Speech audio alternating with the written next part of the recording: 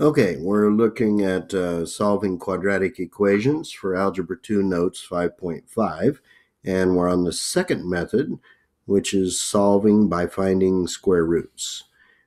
Now, this method is a lot easier than the one I taught on the front page, where I taught you how to solve by factoring, but it has a big disadvantage. It only works in one circumstance, and that's when the middle term that would normally be there, which would be plus bx, is gone. There's no middle term. So that middle term is the linear term is missing.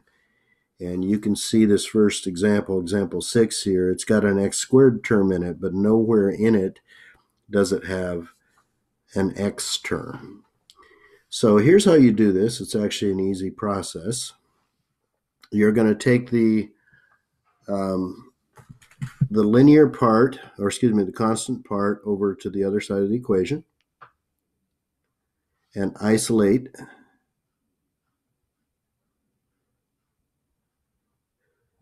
the squared part. In this case, it's the x that's being squared, so we have to get that x squared by itself, and you'll have to divide by 3 to make that happen.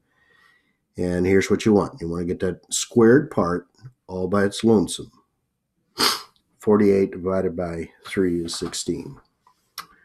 Okay, now you're going to try and figure out what number would you square to get 16. Well, it's an easy enough problem here that you can maybe see through to one of the answers. Hopefully you see them both. But if you take 4 times itself, you'll get 16. A lot of people won't notice, though, that negative 4 times negative 4 would also work. It gives 16. So there's really two answers. And you have to account for both of them. So you're going to see me take the square root of both sides. I'll do it by putting the square root on both sides like this. And if you just do that, you're only going to get the positive answer. And, well, I call that an amateur square root. If you take the square root of both sides of an equation, you have to do a professional job by putting a plus or minus to get both answers showing up. Now, on the left, the square root and the squared cancel off, so you just get x. And on this side, you get positive and negative 4. So now you have your answers. Okay, pretty easy method.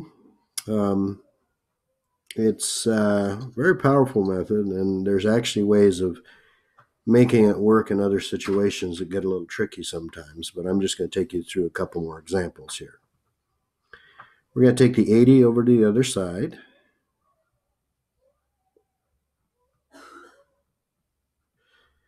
And then you have to get the squared part by itself, so I got to get rid of that 4.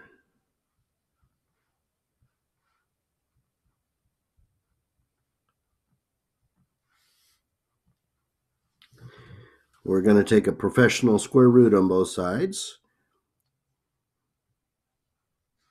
And that's just my nickname to get you to remember you got to put a plus or a minus there, because both positive times positive and negative times negative, they both yield a positive value. So we have to take both possibilities into account.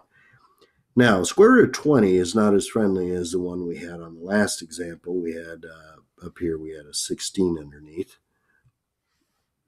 So what you're going to do here is you're going to have to split this up, and you got to come up with the biggest perfect square that goes into 20. And the perfect squares that are less than 20 are 4, 9, and 16. Now, 9 doesn't go into 16. It doesn't divide into 16, and neither does 16 divide. I'm sorry, it doesn't divide into 20, and neither does 16 divide into 20, but 4 does. So you're going to say root 4, root 5. And the square root of 4 does simplify to 2. So we've got positive and negative 2 root 5. Okay, on example 8, we're going to try and isolate the squared part. That's your first step here. So divide by negative 2.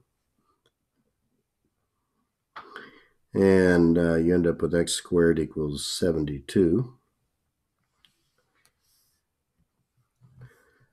Now there's actually two ways to break up 72 involving perfect squares. You could say 9 times 8, or you could say 36 times 2.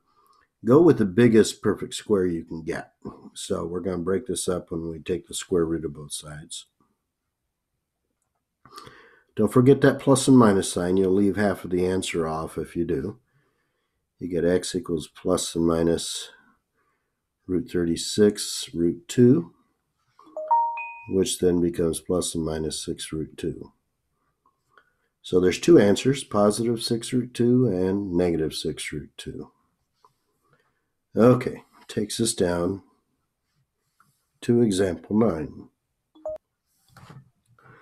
Okay, example 9 is going to take a little bit of work to get going, but what I'm going to do here is get this so that it's boiled down here by distributing.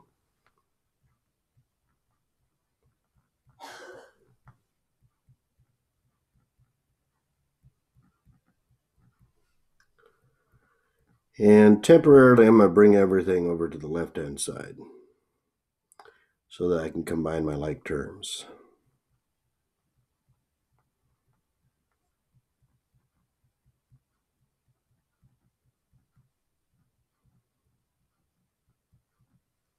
And you can see that these two terms cancel off. So we end up with x squared plus 49 equals 0. And I'm going to go ahead and take that back over to the other side. And we end up with this. Now this sort of looks like what we've had, except that we've got a squared equaling a negative value. And as of now in your math career, up until this point, you don't have anything that'll work in here. If you put a positive number for x and multiplied it by itself, you would not get a negative value. If you take a negative number times itself, you still don't get a negative value. And that leaves only the number 0, which is neutral, and 0 times 0 does not give negative 49. So this one has no real solution. Now it's kind of a sneaky thing here, and it's only because I know what's coming. No real solution is what you're going to put here. I didn't put there's no solution. I put there's no real number solution. In the next section of the book, we're going to be learning about imaginary numbers. And when we do that, it's going to open up a brave new world that will allow us to actually solve this problem with a new set of numbers that you've never heard of up until this point. But that's section 5-6, and it's coming, and it's my favorite section of Algebra 2. So I'll see you on the other side when I show up and get to teach you that section there, section 5-6. But that does it for problems 6 through 9.